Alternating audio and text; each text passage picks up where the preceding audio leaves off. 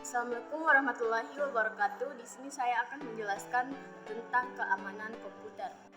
Keamanan komputer atau dalam bahasa Inggris computer security atau juga dikenal dengan sebutan cyber security atau IT security adalah keamanan informasi yang diaplikasikan kepada komputer dan jaringannya.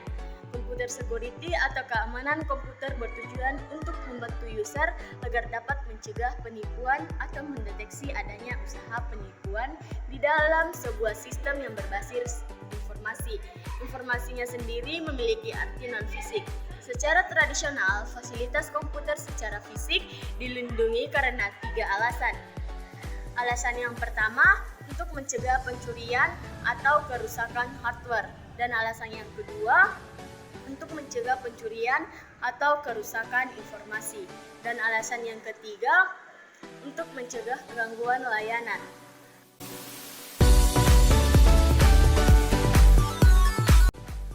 Pengertian web security, keamanan web atau web security yang juga dikenal sebagai cyber security, ini pada dasarnya berarti melindungi situs web atau aplikasi web dengan mendeteksi, mencegah, dan menangani ancaman dunia maya seperti hacker.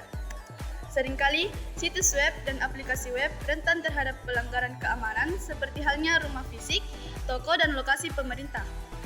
Terkait prinsip kerjanya sendiri, itulah yang sebenarnya dilakukan oleh web security, yaitu sebagai sistem tindakan perlindungan dan protokol yang dapat melindungi situs web atau aplikasi web kamu dari peretasan atau dimasuki oleh personel yang tidak berwenang.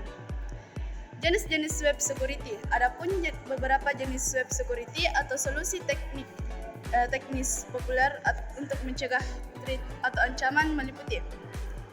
Yang pertama adalah alat pengujian kotak hitam, yang kedua alat atau fuzzing tools, yang ketiga alat pengujian kontak putih, yang keempat firewall, aplikasi web atau web firewall. Pemindai keamanan atau kerentanan, alat peretas kata sandi, kemungkinan ancaman.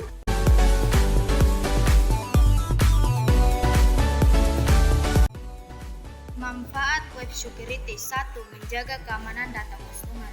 Di dalam sebuah website tersimpan data informasi perusahaan sekaligus konsumen, apalagi konsumen yang melakukan transaksi online. Biasanya menyertakan data pribadi, serta memberi nama, informasi kartu kredit, tanggal lahir, dan bahkan nomor jaminan sosial lengkap mereka. Data-data pribadi yang tersimpan dalam website ini rawan diretas atau bahkan hilang akibat ulah pihak tak bertanggung jawab dengan menggunakan sistem keamanan yang tepat. Website tentu makin aman. 2. Mendukung kredibilitas sebagai perusahaan yang terbatas. Customer atau prospek klien yang mengetahui bahwa kamu menggunakan web security juga pasti akan semakin meningkatkan kepercayaannya terhadap produk dan layanan kamu. Kredibilitas bisnis kamu pun dapat meningkat seiring dengan bukti nyata yang bisa kamu tunjukkan dari keamanan data yang terjaga. 3. Mencegah terhentinya penjualan. Peretasan situs web yang tidak dilindungi tidak hanya mengancam keamanan perusahaan, tetapi juga keberadaannya. Karena hilangnya terlalu banyak penjualan potensial juga dapat menyebabkan bisnis menjadi terhenti dan hilangnya produktivitas bisnis. 4. Mencegah malware berbahaya. Sebagai bisnis yang baru berjalan, kamu tentu baru saja mengeluarkan modal besar untuk memulai dan mengembangkan usaha kamu. Namun, bagaimana jadinya jika software atau hardware yang telah kamu beli justru rusak karena malware berbahaya? Web security dapat mencegah hal buruk tersebut terjadi dengan dukungan proteksi yang sesuai. 5. Memberikan jaminan kompetitif. Jika kamu mengambil langkah yang diperlukan untuk melindungi situs web, kamu bisa tetap 2 langkah di depan persaingan. Ini karena keamanan situs web secara signifikan mengurangi risiko paparan online, sementara pesaing yang tak melakukan hal serupa akan tetap terpapar ancaman online. Jadi, pastikan website kamu bukan termasuk salah satunya.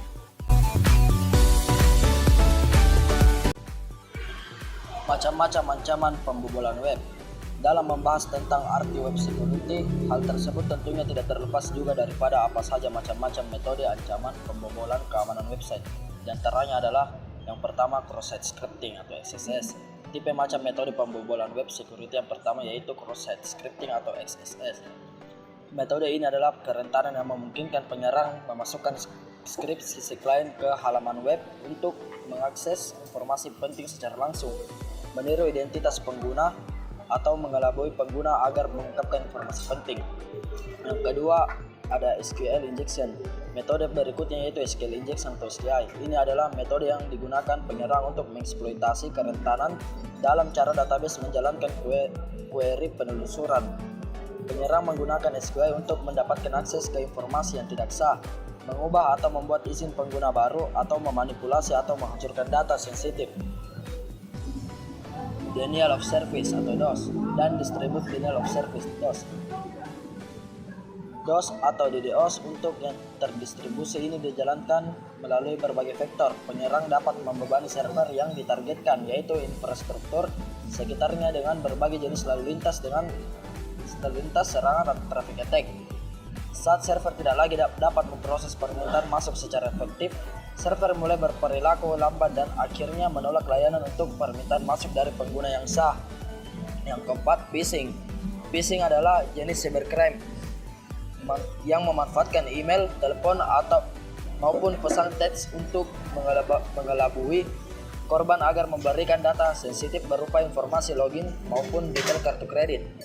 Dalam serangan ini pelaku akan menyamar sebagai institusi legal dan mengirimkan pesan berisi URL website yang telah didesain sedemikian rupa sehingga terlihat sangat profesional.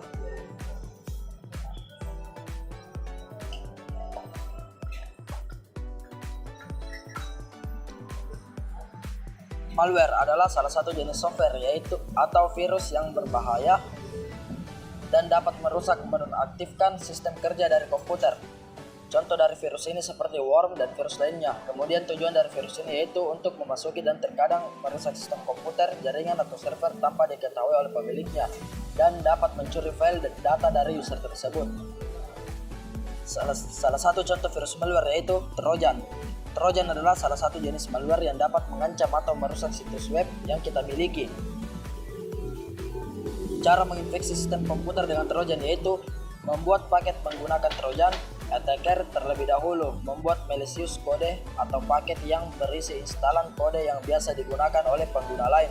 Kemudian kode-kode tersebut dibuat menjadi satu dan di dalamnya berisi malicious kode dan biasa disebut wrapper. Terima kasih.